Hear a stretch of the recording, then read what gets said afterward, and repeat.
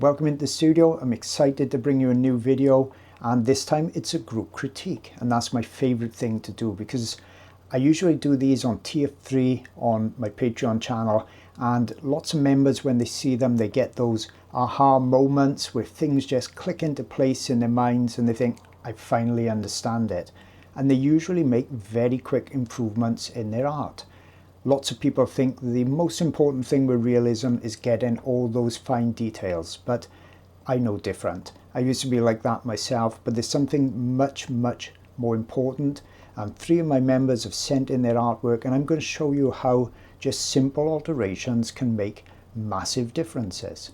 Okay, so let's get onto it without further ado, and let's jump right in. Okay, so let's take a look at the first piece of artwork by Beatrice. Wonderful drawing and a lovely reference photo as well. The reference is not perfect by any means. There's lots of details that we would hope would be in there that are not in there, but it's very usable. Okay, we can see the fur direction. We've got some nice lighting on there. The eyes are full of life. The nose looks great. I like the collar as well. So it's got plenty of the things we want in a good reference photo. So let's take a look.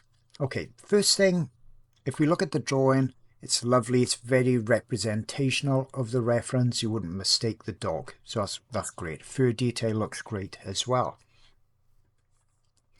What I ask myself with a reference photo straight off is, are there any elements in there that are not adding to the reference? Okay, so they may be distracting or they're giving a weird appearance.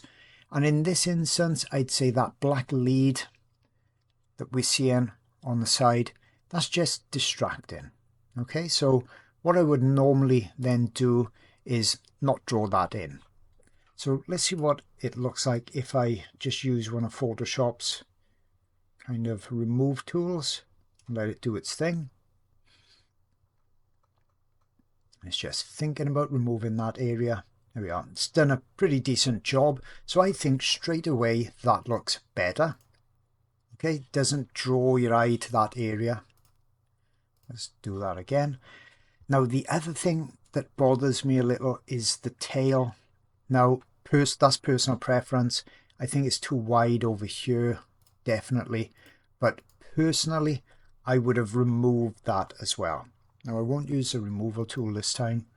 Instead, let's kind of rub it out. Now this won't look good. Now remember, I'm not doing a Photoshop demo here. Not that brilliant at Photoshop. I'm just giving you the idea. Okay, let's get rid of those bits as well. Okay, so now it all looks a bit lopsided, but I would then crop it a bit more. Perhaps even crop a little bit of that out. That. The body. Perhaps a little bit more in there. But, you know, I'd crop it, something like that, and I would probably get rid of that leg, that back leg as well. Anyway. Now, as I said, the details are not bad on there at all. Being able to draw details, that will come with more experience. The critical thing, and I almost always say it on these videos, is the light and dark, the tonal value. That describes to the viewer, to us, where the light is coming from, the direction. And we can look at the dog's eyes and look for the highlight. And you can see it's above and in front of the dog. Okay, so that's what we're looking for.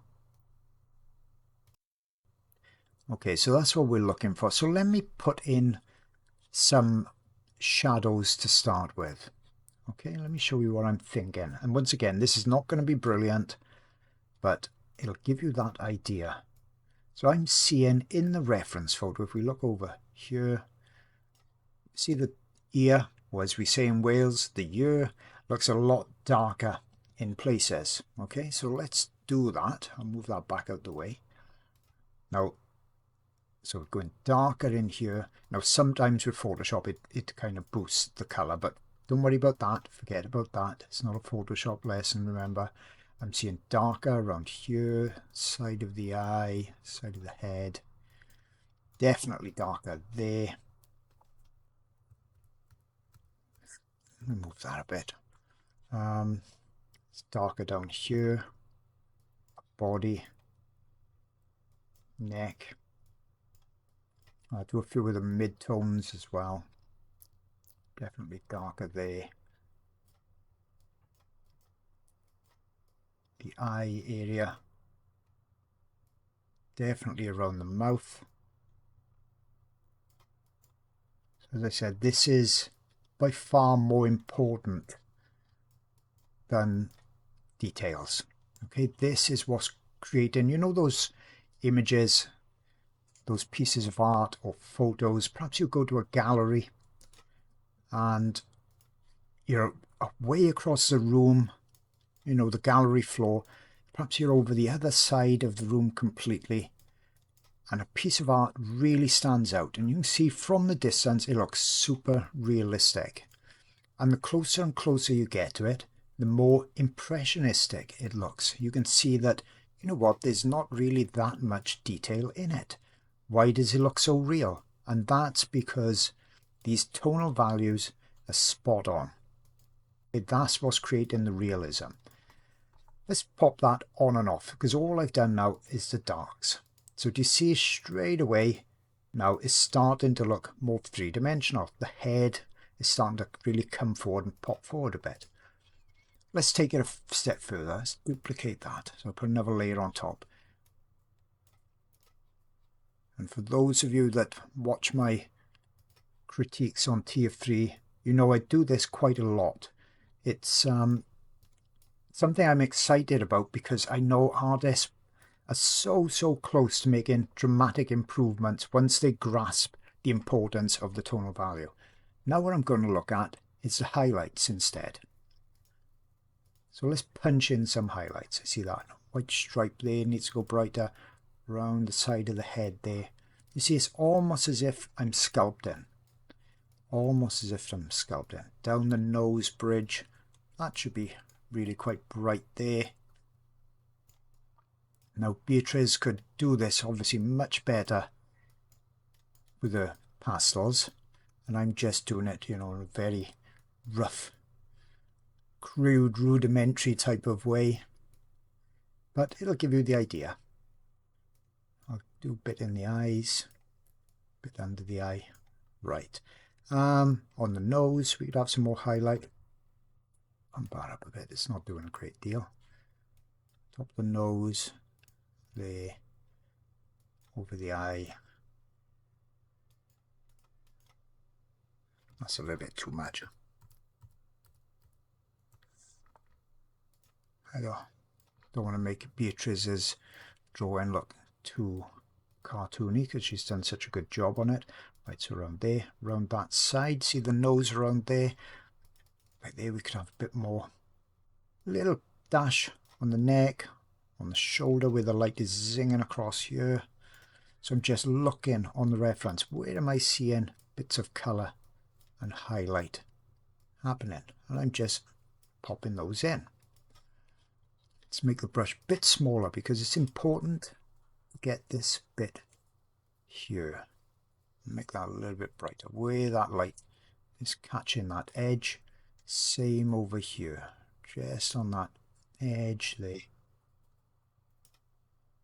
Maybe a little bit would have been on the top of the head as well. Right, under the eye there, under this one here, right opposite that highlight. A little bit more highlight on the tip of the nose.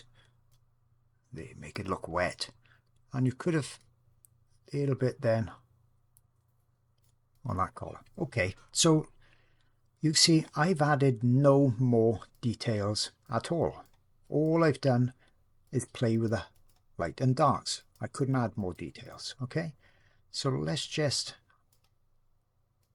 more twitches there. That comes around there. So with just a little bit of work doing highlights and shadows, let's see the difference between the original and the adjusted. Original and the adjusted. So you can see, as I said, it's the way Photoshop works, or the way I work with Photoshop, it looks a bit crude and we've got colours doing some funky things as well. But in general, now it looks much more three-dimensional with no more details added. I haven't touched the background or anything at all. So Beatrice, I hope that's helped you. Creating the three-dimensional form, think of yourself being a sculptor.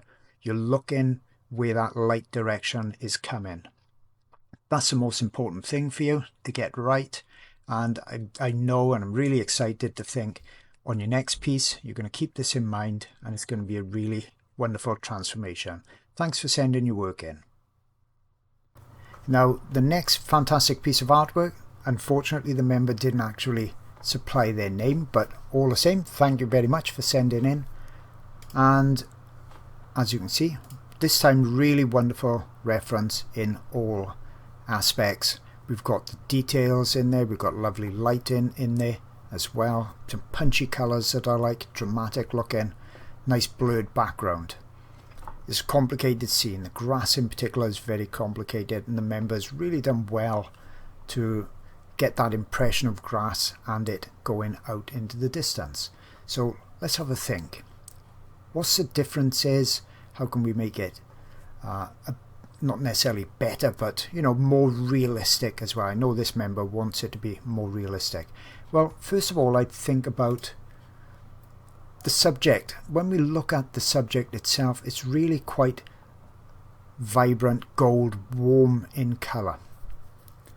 Okay, so that's one thing that I would try to get on the drawing. So let's just see if I can just select the subject, and then I'll try and increase perhaps the vibrancy on it just to warm it up. As I say, it's not going to look perfect by any means with my Photoshop adjustments, but there you can see straight away that looks a bit warmer, and that's more in keeping with the grass. So I'd be thinking, as I'm doing these drawings, I'd be, you know, cutting a section out. Let me show you the type of thing I mean, what I would be doing. Let's select it like this. So I'd have my reference photo, okay, and I'd be folding it.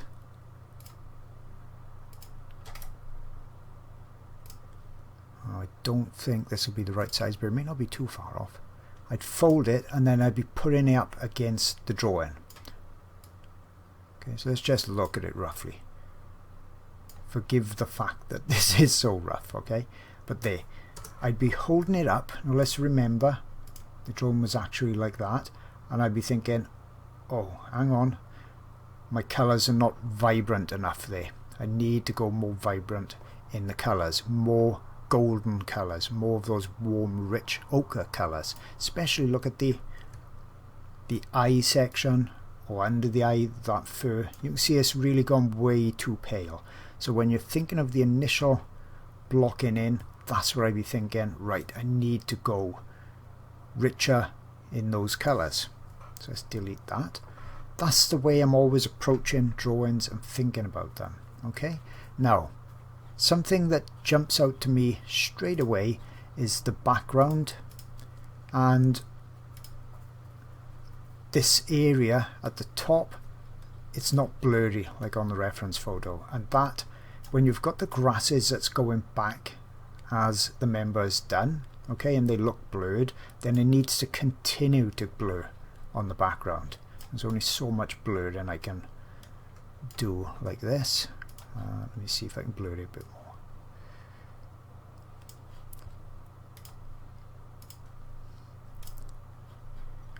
I won't go quite that much, but there you go. Okay, so now you can see that's really blurred, and you may think, well, so what? No, that hasn't done a lot. But when I take it off, you see that when it's sharp and in focus, that really attracts attention to the eye, and it doesn't give you a feeling of recession. When it's blurred, it recedes. How do you make it blurry? A thing that most people struggle with is they don't put enough pastel down in the backgrounds. They put too much down on the main subject where you need lots of layers. They don't put enough in the background where you're not having details, so you don't need all those layers, but you need enough pastel so that when you smudge it and blend it, it will blend seamlessly and blur out. That's the benefit of pastel, so use pastels to your advantage. You can do these lovely blurred out backgrounds. Okay, so I wouldn't have put the light strip in there either. I would have kept it nice and dark, but all the same it really works anyway. That's not a big issue. Now let's look again at, say, darkening some areas, some mid-tones, like under here, the neck I'm seeing. Let's just look at the highlights actually. Under the neck wants to go a bit darker. There's plenty of details on there, we don't have to worry about details. And there's not a massive amount of playing around to do. It looks lovely and realistic anyway. A few highlights perhaps, but as I said, there's not a great deal to do. We've got lots of lovely highlights as well on there. But let's look at the before and after. You can see the richness of the dog colour was needed. The blur of the background also was needed. And perhaps one thing we could look at, when again, let's say for instance, let's put this over here. Oop, bear with me.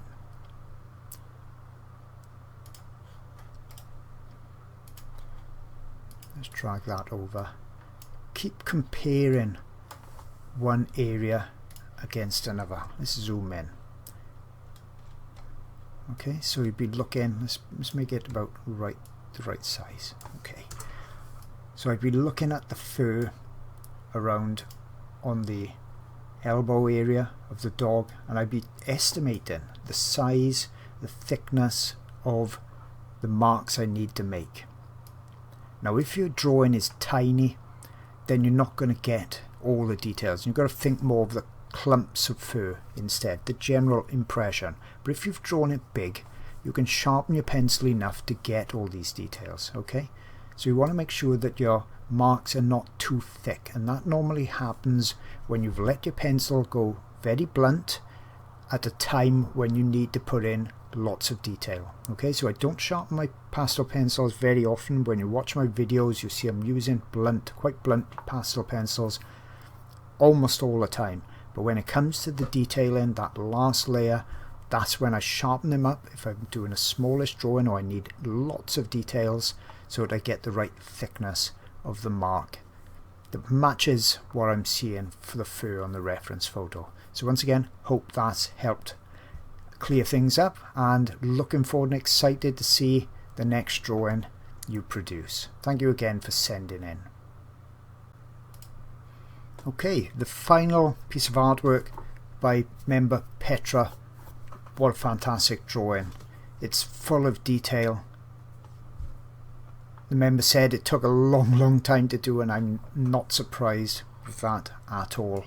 As I said, when you zoom in, there's so much fur detail on there. So how can we improve upon this? Because I know this member is obviously really striving for realism. Now, I've talked previously on the video, on lots of my videos, about the tonal range, so I'm going to look at that again as well. First thing though, let's think. Not a lot of detail came in on this one as far as papers and things that was used. But so what would I do?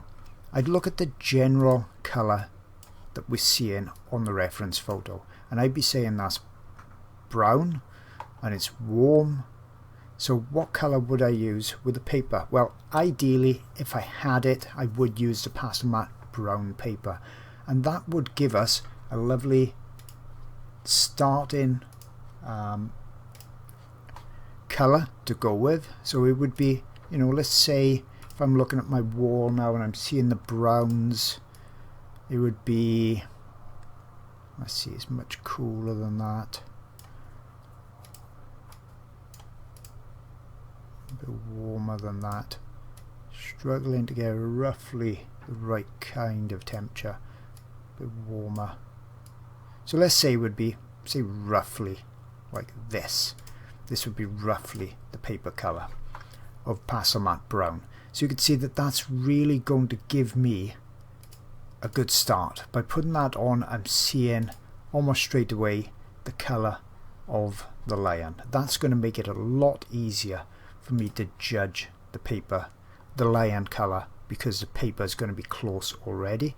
And when I was then doing things like, let's say, make this a bit smaller. Let's say, for instance, I was using PanPastels and I was going to block in the eye colour, you know, the colour under it. It would show up on this brown. Also, the darks would show up on this brown paper. So you can see it would be nice and easy to make a start with it. So let's get rid of that. Right, so let's take a look at the drawing. First thing I'd say is, with that brown paper, we would have managed to get the overall colour a little bit more accurate. And I can see it needs to be quite a bit warmer. So let's do the mid-tones and the highlights a bit warmer. I'm not going to get this perfect with just a couple of sliders, that's for sure. Perhaps the shadows I could get a bit warmer as well. Okay. So that's a generally a little bit of a warmer colour. Okay. Now let's think about shadows and highlights. Now when we squint our eyes and look at this lion, I'm seeing lots of dark shadows. So let's mess around and play with these shadows and mid-tones and things first. Let's increase that effect. Oh, I'm doing the wrong one. I'm lightening it all up. Make this a bit bigger.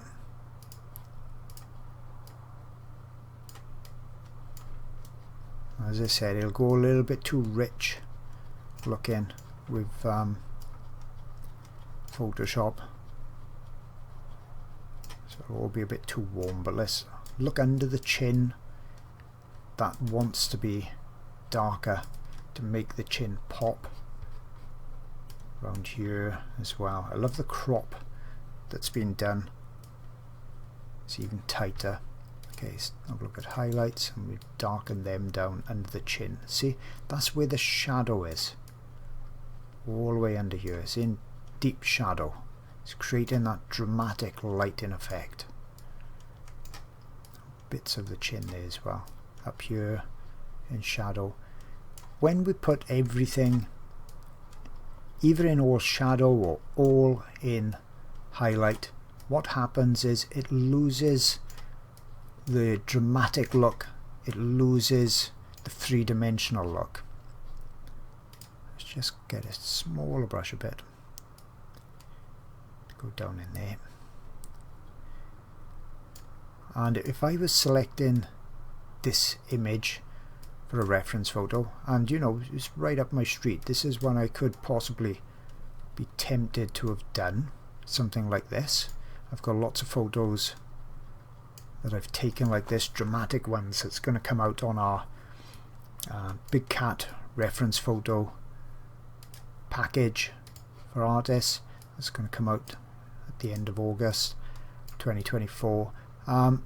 These are the type of images I like, but when you lose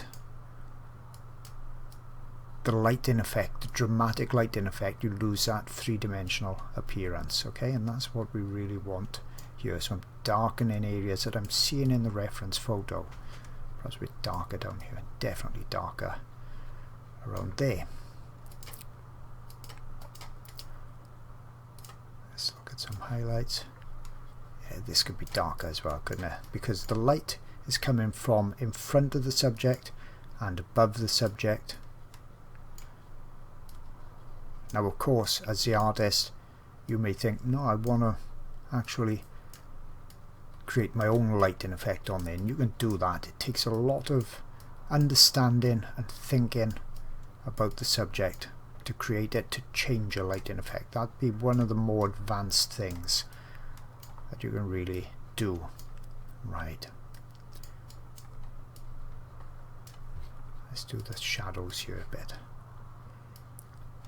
I love all the battle scars on the lion.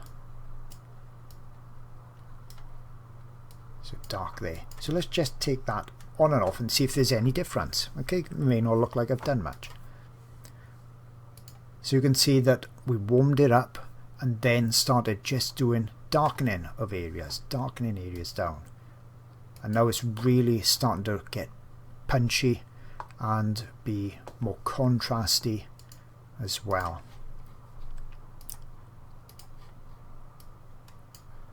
Right. So that's all quite dark. Let's pop a few highlights on there. Onto the highlights. Let's make this a bit smaller. So the chin, you see in particular there, we get light zooming through onto the chin. We're getting it coming a bit on the brow of the nose, up around here perhaps. Definitely over there. It's all a bit too dramatic looking with this Photoshop, but please excuse that.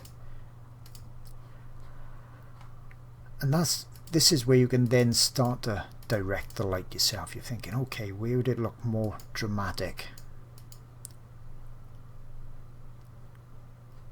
And perhaps a few bits here even, you know, and really boost this up, because that sunlight's gonna come around there and zing, perhaps even on the eye. You could do that. Perhaps a few haze up here. Okay, let's leave it at that, because as I said, Photoshop is not in my hands. It's not a fantastic tool, but let's turn it on and off again. Now think, if you was in that gallery and this is a big drawing and you're standing 20 foot away and you're looking across the room and you've got a pocket full of money, you want to buy a painting, a drawing, which one's going to attract your attention if we've got these two side by side? This one or this one? You see, when you add more drama, which comes from that lighting effect, all of this was in the reference photo. Please fold your reference. If you can possibly print it out on good quality paper, fold it. This is the thing I did with my own work, and it was a massive leap I made in the quality and standard of my art. I thought I was really good. I'd been drawing for a couple of years and painting for a couple of years actually. And then I thought, hang on, let's put this over the top. And when I did it, I thought, wow, I can't believe I'm that far off in my own work.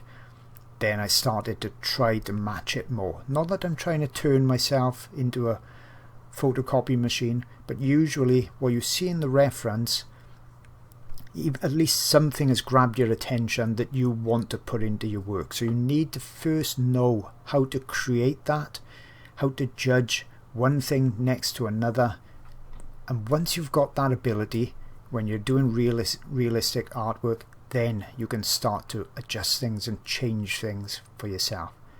Thanks everybody for sending in your artwork. Couldn't do it without you. Hope you've all learnt something from this. I love doing these critiques because I know you guys are so close to making massive leaps in your ability. And once again, thanks for sending them in, and see you all again on the next video. If you're struggling to draw animals or to improve your art, I can share with you the techniques I've learned over 25 years so you can avoid frustration and trial and error and start to enjoy drawing and creating straight away. Hi, my name is Jason Morgan. I'm a professional artist and I would love to be your guide on your unique art journey.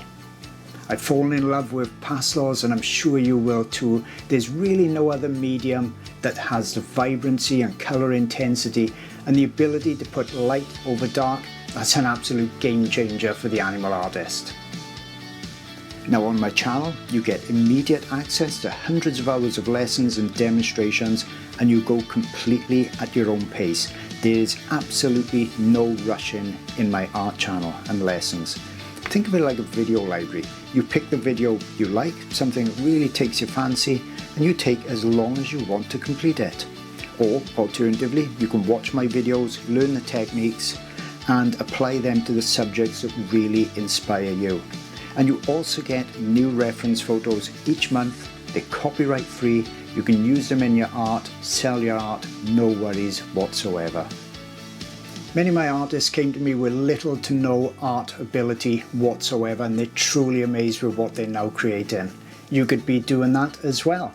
Now, don't think age is a problem. You're really never too old to start learning and enjoying art, and many of my students are 40, 50, 60, 70, even 80 years of age. Now, my channel is about much more than lessons and techniques. You also get access to my secret private Facebook group, and that's full of members that's literally grown up with my channel. They're super supportive and kind. They come from all over the world. So if you've got any questions, you can rest assured there's going to be someone there really quick with a solution to your problems. Now, with my channel, you're not tied into any contract. You can literally come and go as you please. You can go up tiers, you can go down tiers, whatever you want. And there's a tier and a price to suit literally any pocket. Now, I've been doing art lessons for many, many years, and I really pride myself on trying to create the absolute best lessons and demonstrations I possibly can. I really hope to see you there soon so you can start your art journey, and I can't wait to see what you can achieve.